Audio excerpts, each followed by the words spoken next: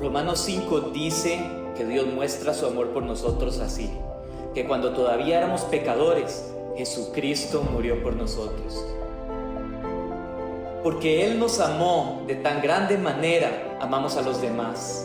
Esa es su iglesia, donde somos edificados y consolados, incorporados y restaurados, discipulados y enviados. Y aquí es donde inicia, porque en todo lugar donde vayamos, toda persona debe conocer las buenas nuevas. Por eso predicamos en todo tiempo, agradecidos con su fidelidad. Le buscamos porque lo necesitamos, en comunión con su palabra en obediencia, mostrando ese amor que recibimos. Ahora, enviamos por los perdidos. Esta es la vida eterna, que te conozcan a ti, el único Dios verdadero.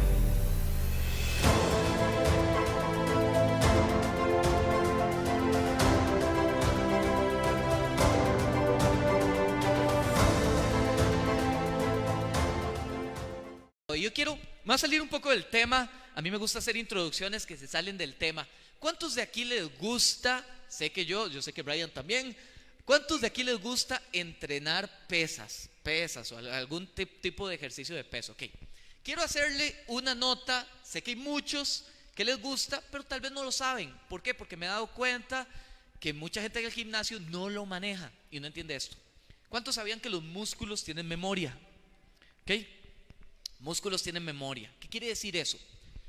Que cuando usted entrena, hay un principio de que usted cada vez, si usted viene y hace cualquier ejercicio, usted tiene que ir metiéndole peso gradualmente o metiendo repeticiones para empezar a ver más resultados. Pero va a llegar un punto donde usted le puede seguir metiendo peso o repeticiones que usted se va a estancar. ¿Por qué? Porque los músculos no se van a acordar, no tienen esa memoria de que se van a acordar lo que usted se comió al día siguiente, al día anterior. Ese no es el tipo de memoria que tienen los músculos, sino que los músculos se programan para esperar cierto progreso. Entonces se estancan. Y ahí es donde la gente deja de ver resultados. Cuando todo va en un progreso, todo va en una línea y el músculo se acostumbró, entonces ya sabe lo que espera, entonces no va a desarrollar.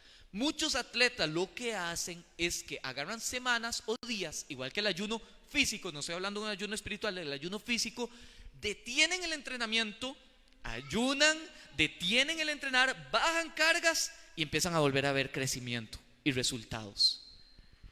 Con esta introducción yo quiero hablarle acerca, yo siento que cuando uno habla de ejercicio se compara mucho con la vida espiritual. El entrenar y la disciplina que requiere se compara mucho con muchas cosas del mundo espiritual, y creo que esa introducción nos va a ayudar a cómo a veces nuestra memoria espiritual nos juega pasadas. Quiero hablar de eso, acerca de la comodidad.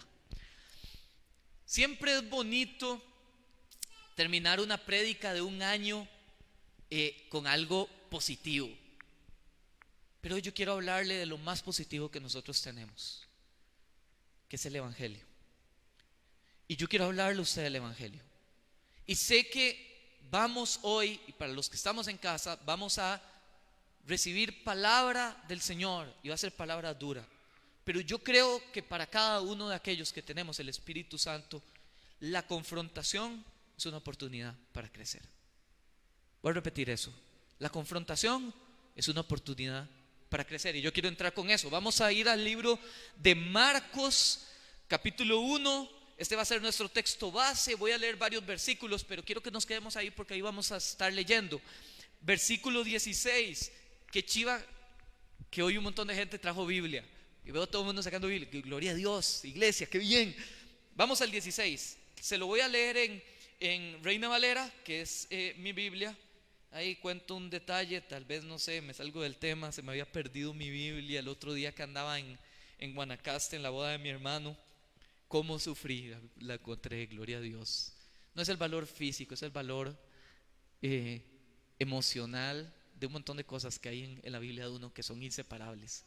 Mis apuntes, mis detalles, no sé. Me salgo del tema. Marcos 16 al 20 dice, léalo conmigo. Andando junto al mar de Galilea, vio a Simón. Ahí me detengo un momento. Usted sabe que el Evangelio de Marcos Es un evangelio que escribió Juan Marcos, pero la mayoría del conocimiento de Juan Marcos lo recibió de Pedro. Pedro mismo nos está dando a entender que él tenía un nombre diferente.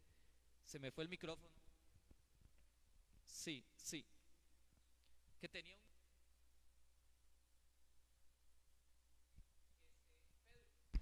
Sí. Sí, volvió, ¿no? Sí, gracias. Y antes de llamarse Pedro, él se llamaba Simón. Iglesia, ¿cómo el Señor nos transforma antes de conocerlos? Antes de conocerlos, antes de que Él nos encontrara a nosotros, nos llamamos de cierta manera. Nos llamábamos los fiesteros, nos llamábamos los mediocres, nos llamábamos los depresivos, nos llamábamos los problemáticos. Y el Señor nos toma y nos transforma el nombre. Lo primero que el Señor hace. Y Pedro mismo escribe esto reconociendo que él era otra persona. Y eso a mí me dice, vivir pensando quién eras antes de que el Señor te encontrara, es vivir entendido de lo que Dios hace. Porque es vivir comprendiendo la necesidad que tenemos del Señor. Continúa diciendo, y a Andrés, su hermano, que echaba la red al mar, porque eran pescadores, ya eso lo sabíamos, los dos hermanos pescadores. Y les dijo el Señor, venid en pos de mí y haré que seáis pescadores de hombres. Quiero ahí detenerme también un momento. El Señor nos creó. Le conozcas o no le conozcas, el Señor te creó. Y el Señor, muchos de los dones que el Señor puso en ti, en tu esencia, antes de que tuviésemos ese encuentro personal con Dios, Dios los va a usar. Solo que ahora ya no va a ser para pescar y llenar mi bolsillo de dinero, ahora va a ser para pescar en función de Él. Pero esos dones que tienes, es tiempo de que los tomemos y los pongamos en función de Él. Dios no cambia tu esencia. Dios cambia lo que eres, Dios te transforma en nueva criatura, pero Dios te capacitó con dones porque Dios los quiere usar para su reino. Y eso es lindísimo. Viene el Señor, los toma, pescadores, ya no, ok, ahora ustedes tienen ciertas características, van a pescar, pescaban pescado, ahora esas características yo las voy a hacer, pero ahora van a pescar hombres para mi reino. Y continúa el Señor diciendo, y dejando luego sus redes, le siguieron. Versículo 18, 19, pasando de allí, un poco más adelante vio a Jacobo, hijo de Zebedeo, y a Juan su hermano, también ellos en la barca que remendaban las redes, también eran pescadores, también vivían en Galilea.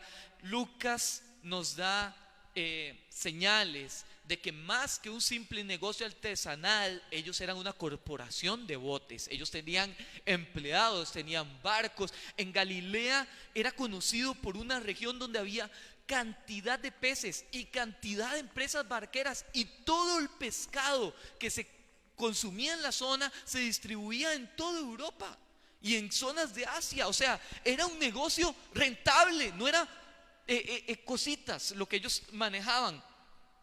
Y dice el 20, y luego los llamó, y dejando a su padre Zebedeo en la barca con los jornaleros, le siguieron. Si usted no me está entendiendo lo que vamos a compartir hoy, quiero hacérselo más claro con otras citas. Dice Lucas 5:11, y en cuanto llegaron a tierra firme, dejaron todo y le siguieron a Jesús.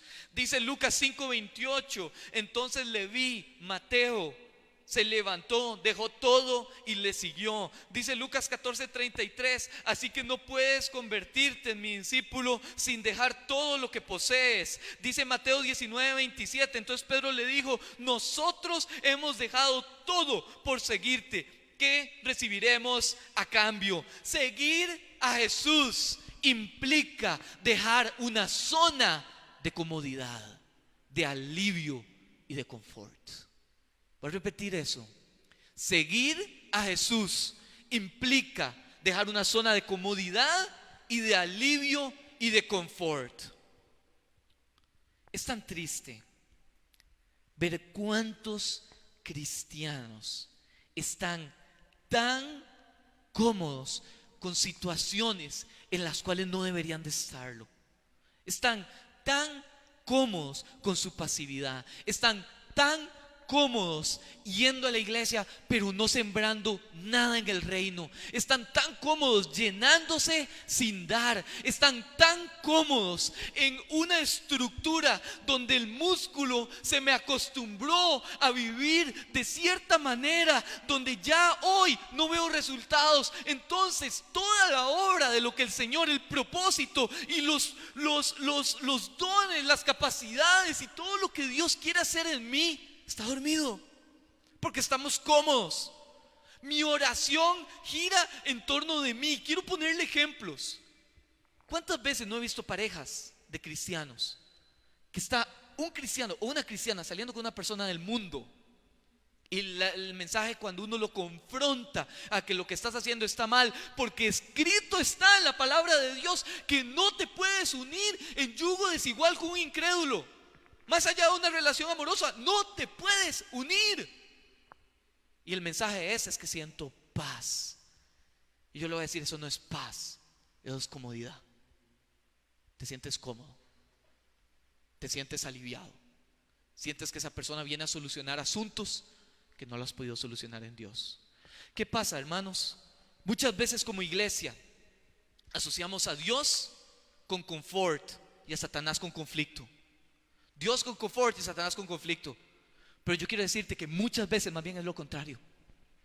Satanás te guía a un confort, porque en el confort tu fe merma, y en el conflicto el Señor crea la oportunidad para que crezcas. El conflicto es la forma en como el Señor prueba tu vida para que salgas, para que te des cuenta que verdaderamente es una persona de oración o de adoración.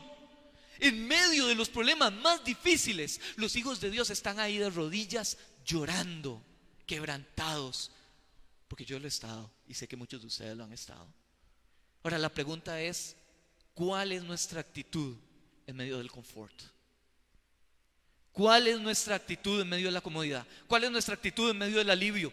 ¿Cuál es nuestra actitud cuando no estamos en medio de la crisis, desesperados, pidiéndole al Señor que tome control de nosotros, que nos saque de esta, porque no podemos hacerlo nosotros mismos? La misma necesidad de Dios tienes en el confort que en la crisis, pero a veces somos más reactivos que proactivos. Y esa es la vida del cristiano. Muchas veces tiramos la toalla fácil, nos acomodamos y nos moldeamos a la situación. Hemos dejado que esta situación nos moldee en vez de nosotros moldear la situación a los propósitos de Dios. Y vivimos en ese confort. Quiero sostenerle lo que le estoy diciendo. Muchas veces nuestra oración es egoísta. Oramos por nuestras familias, por nuestros trabajos, por nuestra vida. Oramos por lo que está a nuestro alrededor, pero oramos poco por otros. Oramos poco por la iglesia. Nos dedicamos poco a las cosas del Señor. Si la iglesia me está pidiendo que venga temprano, no vengo. Si el servicio, si hay necesidad de servicio, no me involucro, porque no me trae beneficio a mí. Y vivimos un cristianismo egoísta. Vivimos un cristianismo donde vengo a la iglesia para ver qué me pueden dar y no qué puedo dar. Y el crecimiento está en dar, no en recibir. La bendición está en dar, no en recibir. Y yo no estoy hablando de plata, lejos de hablar de plata. Este ha sido, y le quiero contar un testimonio para usted si está en casa y no me conoce. Este ha sido mi peor año económico, peor de toda mi vida desde que tengo la oportunidad de trabajar, y mi año más bendecido.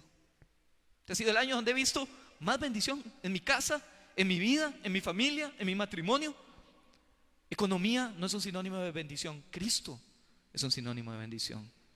Es diferente.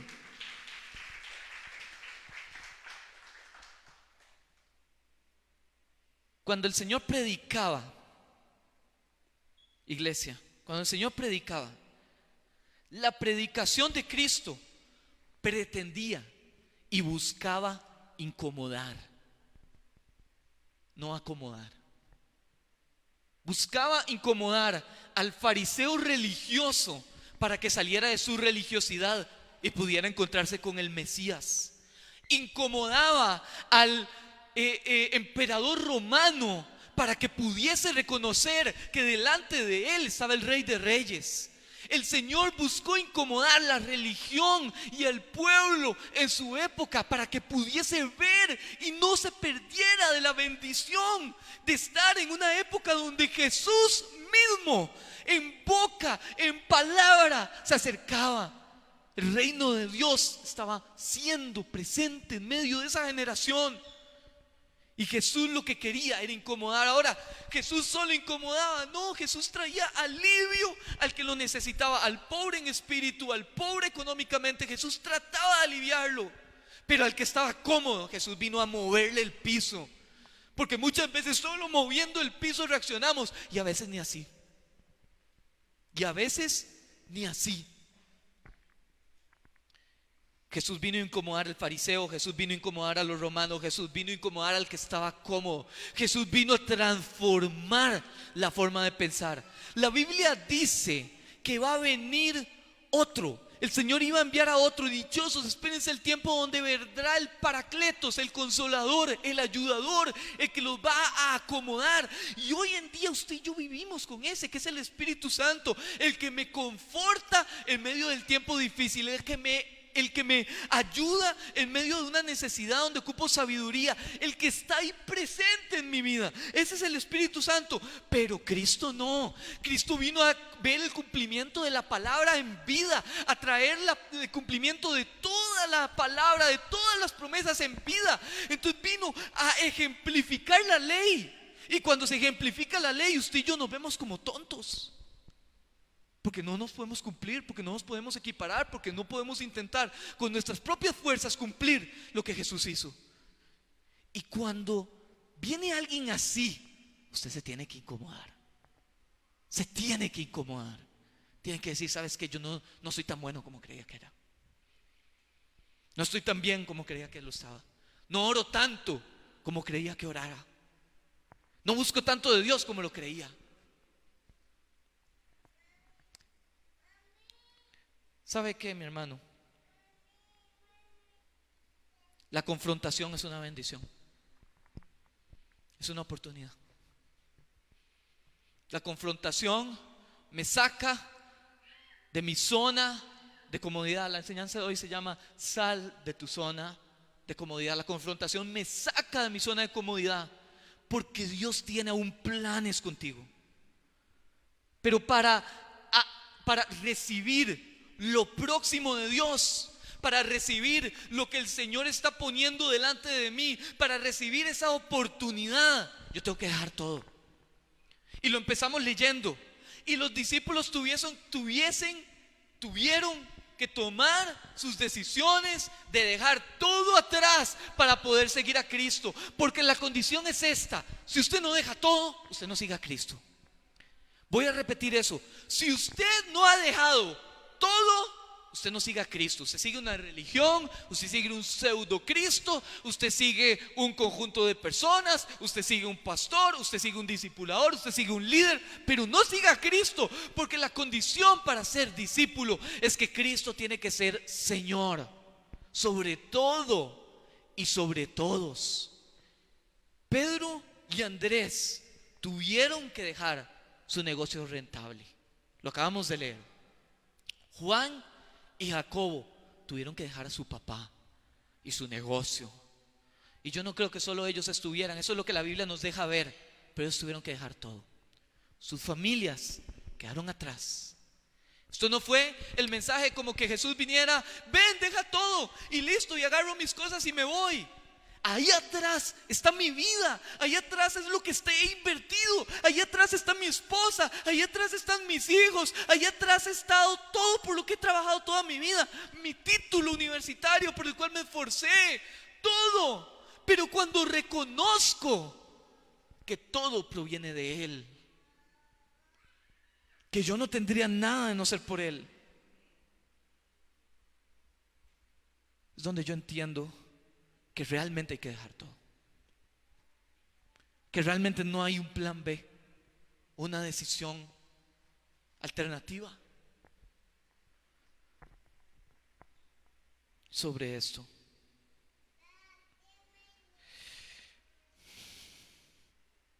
Jesús vino a confrontar, no a condenar. Y hay una gran diferencia. La confrontación pretende cambios, la confrontación no. Cuando te confrontan es porque quieren verte mejor. Cuando Dios te confronta es porque sabe que puedes dar más. Cuando Dios te confronta es porque ahí ve potencial. Porque tal vez hoy te haces llamar Simón, pero Dios está viendo un Pedro detrás de eso. Cuando te confronta es porque el Señor sabe que no es el producto terminado. El Señor sabe que ahí hay más. El Señor sabe que hay potencial. El Señor sabe que eres útil. El Señor sabe que no está la última palabra dicha. Por eso el Señor nos confronta. No nos condena. Él no vino a condenar, vino a salvar a través de la cruz, no a condenarnos.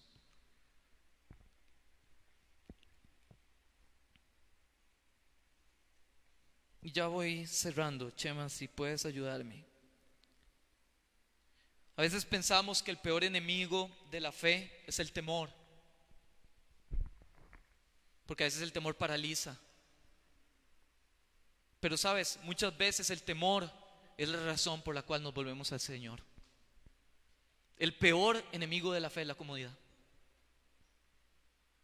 porque la comodidad nos mete en un estado donde no necesitamos o creemos que no necesitamos nada.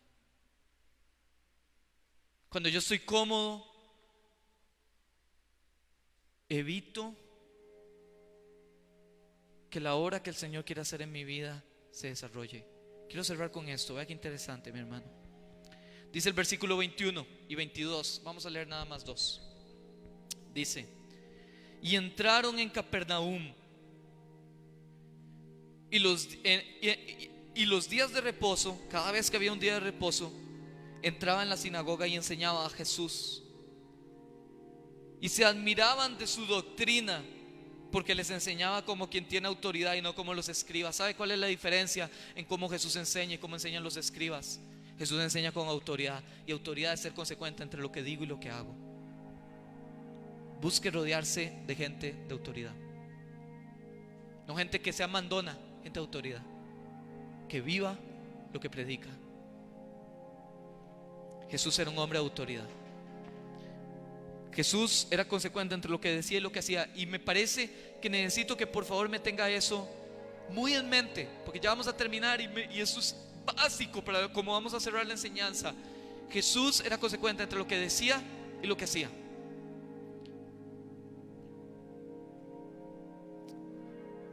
Lo primero que hicieron, o lo que el Señor permitió hacer, parte de su plan perfecto, fue y reclutó a estos hombres. Y el primer lugar donde los llevó y donde empezó a manifestar su poder fue en Capernaum. Capernaum quiere decir Cafer, villa, y Nahum, como el profeta Nahum, quiere decir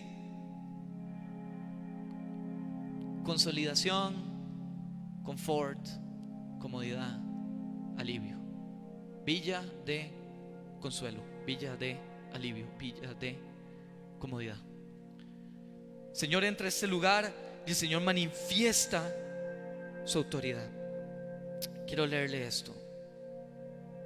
Capernaum fue un lugar donde el Señor hizo milagros por montones, liberaciones, sanidades, prodigios. El poder de Dios se manifestó. Por ahí, perdón, no me acuerdo la cantidad exacta, pero es nada más para que entendamos lo que el Señor hizo. Bíblicamente hay por ahí de 22, 23 milagros registrados en Capernaum. Y cuando el Señor está hablando acerca de un lugar, y el Señor lanza una palabra profética de un lugar donde realmente predicó, hizo y no vio fruto, fue Capernaum. Quiero leerle esto. Mateo 11, 23. Escúcheme ahí, recíbamelo en su corazón. Y ustedes, los de Capernaum, ¿serán honrados en el cielo? No. Jesús hablando. Descenderán al lugar de los muertos, dice otras versiones, al Seol. Pues si hubiera hecho en la perversa ciudad de Sodoma, los milagros que hice entre ustedes, la ciudad estaría aquí hasta el día de hoy. ¿Sabe qué fue el problema con Capernaum? Estaban muy cómodos. Recibieron al Salvador, estuvieron en el lugar con Jesús y prefirieron su comodidad a recibirle a Él. Prefirieron su condición actual a recibirle a Él. Prefirieron su orgullo, su chisme, porque a veces como cristianos nos acomodamos con las cosas. Y lo que tú pongas por delante de Dios va a ser el obstáculo para que el Señor haga su obra en ti. Hay gente que solo ahora se quedó pegada en una relación dolorosa, se quedó pegada en cuando tus amigos te clavaron el puñal, se quedó pegada en la muerte de un ser querido, se quedó pegada en una enfermedad y piensan que ahí terminó todo. Iglesia, mientras tengas vida, Dios te tiene aquí. Y es tiempo de salir de nuestra comodidad para entrar a lo nuevo de Dios. Es tiempo de salir de las redes, de la pesca, para entrar al pescar en la obra de Dios. La iglesia no trata de usted, trata de Dios. Su vida, tu vida, no trata de trabajar, formar una familia, hacer hijos. Trata de cómo en el bendecir a Dios, Dios te da una familia para que juntos le sirvan mejor. Todo trata sobre Él y no sobre ti y no sobre mí. Trata sobre Él.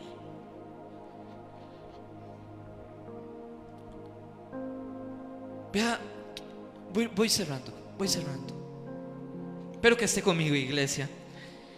5 conclusiones rápidamente. Número 1: Dios quiere transformar nuestro entendimiento, pero necesitamos desechar algo para que algo nuevo venga.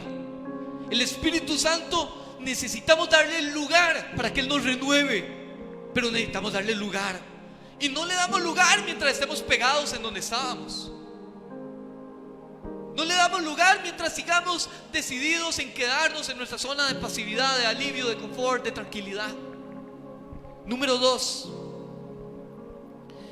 Jesús transforma nuestra comodidad. Jesús no vino a acomodarnos, vino a incomodarnos. Porque en la confrontación es donde hay transformación. En la confrontación es donde hay oportunidad. En la confrontación es donde hay arrepentimiento genuino. Y el Señor vino a predicar arrepentimiento. Arrepiéntanse, arrepiéntanse, arrepiéntanse, arrepiéntete. Número 3: algo debe de dejarse para poder seguir. No se puede seguir al Señor si no se deja algo. Algo tiene que morir para que algo nuevo pueda nacer. Tiene que haber muerto para que haya resucitación. Y cierro con esto. Jesús fue el ejemplo de una autoridad consecuente. Cierra tus ojos. El Señor en el cielo, a la diestra del Padre, sentado en el lugar más hermoso. Pablo dice que esta tierra le es como estiércol a la par de lo que él experimentó en el cielo. El Señor está en ese lugar, ahí en el lugar donde la presencia del Señor abunda, donde la adoración es continua, donde está rodeado de ángeles cantándole. Y el Señor mismo dejó su comodidad para bajar a esta tierra, a la tierra de los mortales, a la tierra del pecado, para que en medio de la tierra del pecado, siendo un hombre carnal que pasó por tentaciones, siendo un hombre lleno de carne, revestido de carne, pasó por tentaciones, pasó por dolor, pasó por sufrimiento, para aquí murió en una cruz y derramó su sangre, para que usted no esté cómodo, sino para que se incomode para el reino del Señor. Ese es nuestro Rey. Él fue consecuente. Él no te va a llamar a hacer algo que tú no vayas a poder, que Él no vaya a ser consecuente enseñándolo. Él dejó su comodidad, Él dejó su trono, Él dejó su lugar para enseñarnos que sí se puede dejar todo, para enseñarnos que sí podemos darle la espalda al pasado, para enseñarle que sí podemos salir de nuestra comodidad y llevar a cabo su obra. Ese es nuestro Jesús. Dice la palabra